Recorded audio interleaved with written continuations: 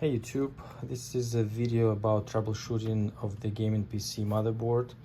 This computer came into me after the power surge, not turning on. First thing first, I checked my good power supply, plugged it in, it was doing exact same thing.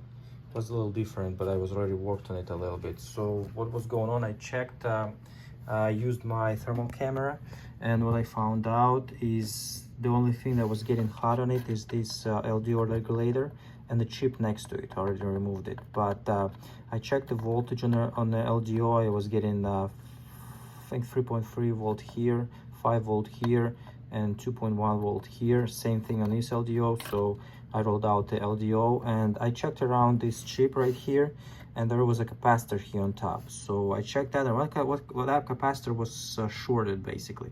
So first thing, I tried to remove that chip and the capacitor. I removed the chip, the capacitor was still shorted. Remove the capacitor, was still shorted. So not that, and it was actually nothing in this here was heating up anymore. And after that, I was still having short on these two pins right here. Okay, so what I did, I injected just 1 volt on the positive end, you know, that's supposed to be positive. That was had a little bit of resistance because that second pin is just the ground.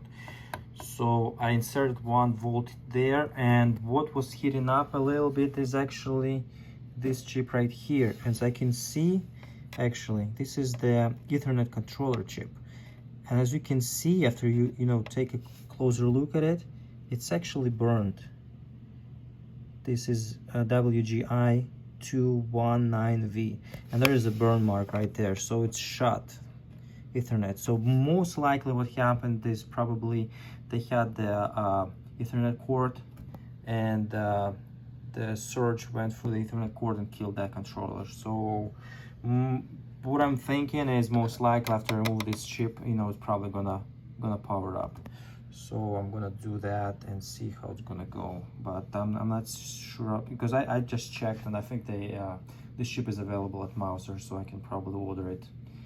It's like $3 and replace it to have the Ethernet port back. If not, it's going to be without Ethernet port. We'll see what the customer is going to do, but basically that's my troubleshooting, and I'm going to see if I can remove this chip and put those little chips back, that chip and that capacitor back, and remove that and see if it's going to power up.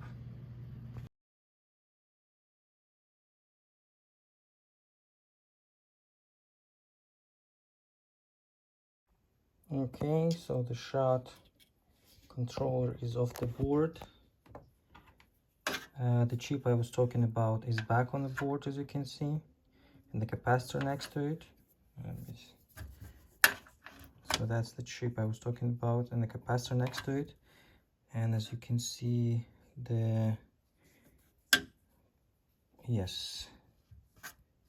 that shorted chip is out. Okay, and let's see what we have.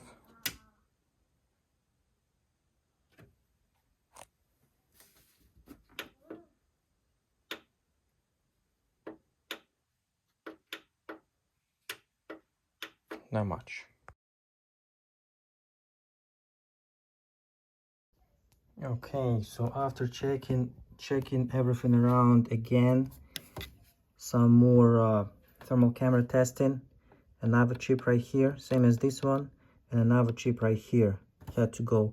And there was also a little burned, I think there's a capacitor right there, so that too had to be cleaned out. And after I removed those two chips, cleaned out that residue of burnt capacitor, I no longer had a short on that capacitor right there, the first capacitor, next to that chip. So that capacitor is no longer shorted, not in short. And see what we got.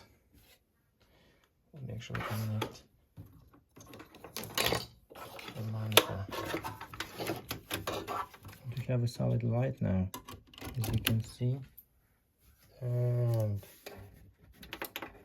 power button, and we are in business. All right, the me see.